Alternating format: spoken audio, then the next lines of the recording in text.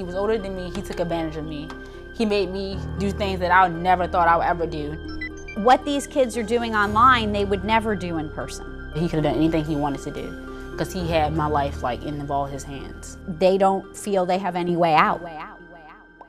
It's a crime that's growing as fast as social media, and Assistant U.S. Attorney Sherri Zack has seen plenty of it. The relaxed impression that the youth have about posting things online, they make themselves vulnerable. It's called sextortion, online predators targeting and exploiting children. They befriend kids online, coerce them into sending nude pictures, then turn those pictures into emotional blackmail. It's not just I'm sending it out there to embarrass you or to tarnish your reputation. It's if you don't do X, your boss may see them, your colleagues may see them. I'm going to send them to your mother, to your church. And if you're thinking, there's no way this could happen to my child, meet this young lady from our state. I knew that what I was doing wasn't okay, but at the same time, how he made it seem to me, I thought it was okay. She was just 13 years old at the time when a friend gave her phone number to then 27-year-old Jorge Juan Perez. He was charming at first, like telling me, like complimenting me and stuff like that, and I just was under the impression that he really loved me and cared about me. For Perez, it was just a game, and eventually he convinced her to send pictures she would come to regret.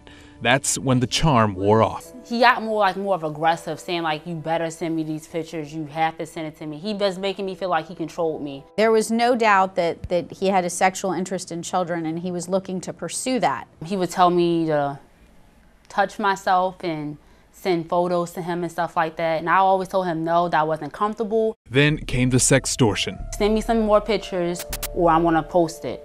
And he kept threatening me over and over, like, send pictures, and I kept saying no. So then from there, I knew that he was willing to come to North Carolina to find me. When the images are not enough, then they want to meet, and then they say, if you don't meet me, I'll post these images. You know, it can go to any extreme you want to take it to. For some, it can go on for years. But luckily, Mom happened to catch a text message. My mother jumped in. I'm happy that she did because he probably wouldn't be in jail if it wasn't for my mother.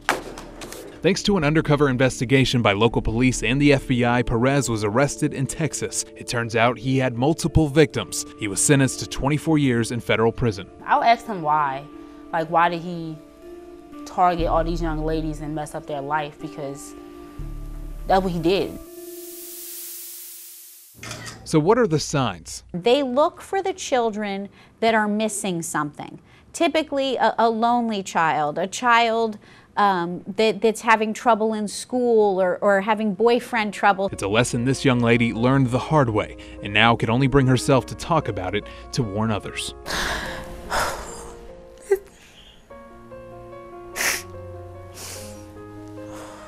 It's not the right thing to do.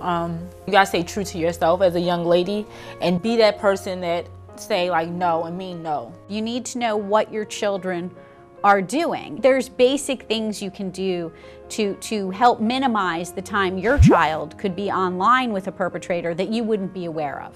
And if you don't hear it from her, hear it from a victim whose single picture turned her childhood innocence upside down.